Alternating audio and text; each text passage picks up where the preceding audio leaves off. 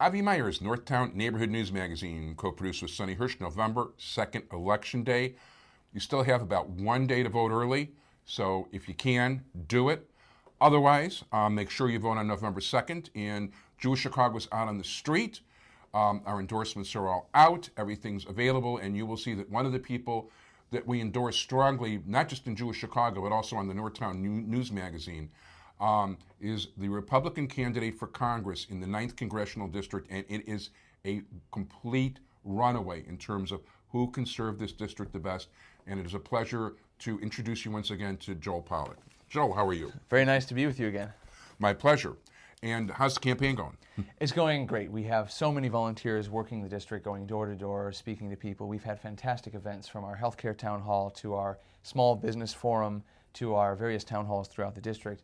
And the response from the public has been incredible. People are so excited that we're offering them a choice and an alternative to the extreme approach that Representative Schakowsky has taken.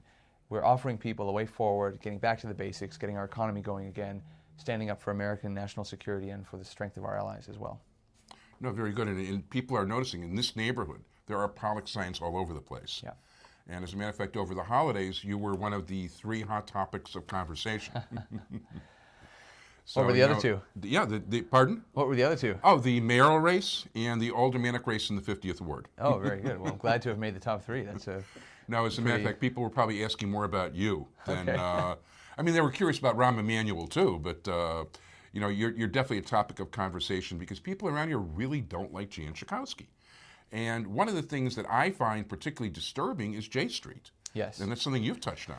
Well, J Street has given Jan Schakowsky, according to some reports, almost $100,000. That makes her the top money recipient from J Street during this election cycle. And recently, J Street's founder said that it was wrong to create the State of Israel, that creating the State of Israel was the wrong idea, it was a bad thing to do. And that explains a lot about J Street. That explains why they don't have any enthusiasm for Israel on their website, no Israeli flags, no comments, positive or otherwise, about Israel's achievements in agriculture and technology and the many great things about Israeli democracy. We hear a lot of bad things, and that's what J Street stands for. That's who J Street stands with. And that's one of the reasons there's a huge backlash in this district against Jan Schakowsky, because she has stood firm with them, even after it was revealed that they lied about their funding, that they were taking money from foreign sources in Hong Kong or from George Soros, which they previously said they hadn't done. When you lie to people about about $500,000 from Soros. $750,000 from Soros sorry. and his family, that's right. And in fact, large sums of money from one individual in Hong Kong. So that tells you a lot about their approach. If they lie about their funding, they'll lie about Israel, as they have been. And I think that is part of the extremism that we have uncovered in our current congressional representative, and that's why people want to change, start over, and have a fresh start. And speaking of lying, she also talks about how it seems very compatible to her, J Street and AIPAC, when there are mirror opposites.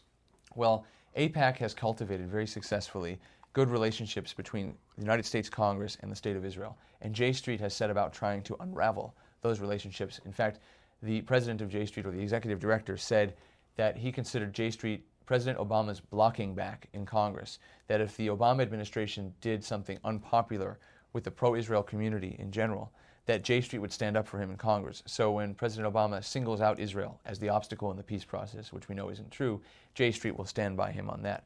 When the president targets an Israeli housing development and says, oh, this is a condemnable thing, J Street stands up for him on that. That has not only alienated pro-Israel supporters inside and outside the Jewish community and in our district, but it's also accelerated and aggravated the demands of extremist groups, demands of the Palestinian Authority, and it's actually made peace more difficult to achieve, not less. J Street has a habit of demonizing people who disagree with them. They've attacked Elie Wiesel, Ellen Dershowitz, and even Joe Lieberman. And I actually confronted the executive director and said, why Joe Lieberman? And he said, well, he is an obstacle to peace. So that tells you where they are. That's who Jan Schakowsky aligns herself with. It's an extreme approach.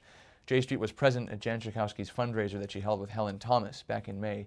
And that tells you the ideological circle she's moving in. She's rated by GovTrack and National Journal as the most extreme left-wing member of Congress. And you can go to GovTrack and National Journal and see she is all the way as far left as you can go. And that doesn't represent this district. Now, I don't mind if people have different views. Not everybody shares my views, not everybody shares her views, but it's also the attitude. You have to be willing to respect people with other views. And what her campaign manager said about people who oppose the Ground Zero Mosque, that they are stupid. He said it in much more colorful terms than that. That's the kind of arrogance that people are tired of seeing from their representatives. People want their representatives to know that they represent the people to Washington and not Washington to the people. And that's why people are getting excited about our campaign and excited about voting on November 2nd. And besides for all the good Israel stuff, which of course is very prevalent because of course we do have a very large Jewish audience, the fact is in general too, her economy and Obama's failing economy are pretty much one and the same. That's probably the biggest separation between my campaign and Jan Schakowsky's campaign. She believes that more spending, higher taxes, higher deficits are the answer, but we know that all that has produced is higher unemployment.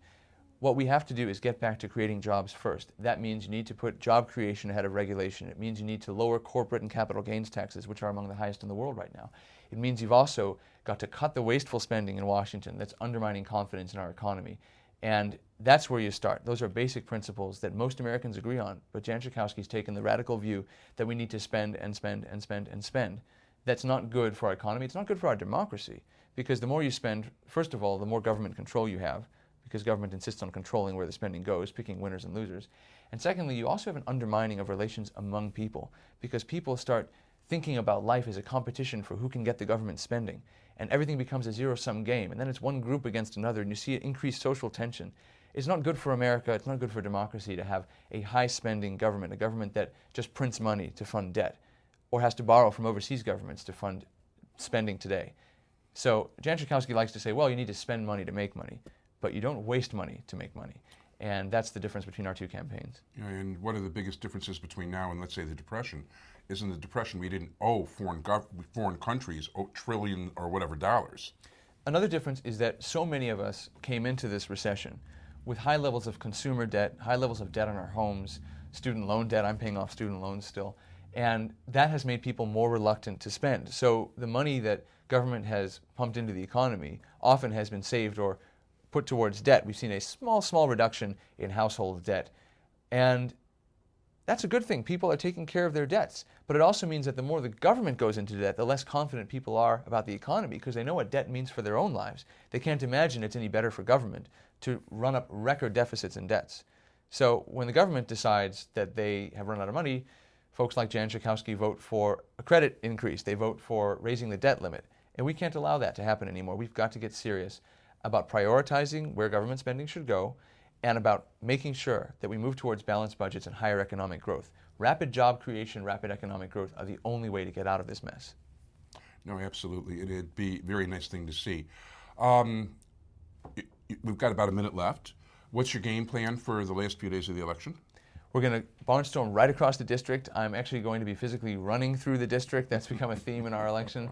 Many people have seen our campaign ad, Running, where I actually run through different parts of the district. I'm running for Congress, and we're going to keep that run going throughout the district. We're also going to stage a debate on October 27th, and whether Jan Schakowsky decides to show up or not is her choice. I've invited her to a set of 3 debates. She has declined, so we're going to have a debate in Skokie at the Holiday Inn on Touhy, 5300 West Touhy.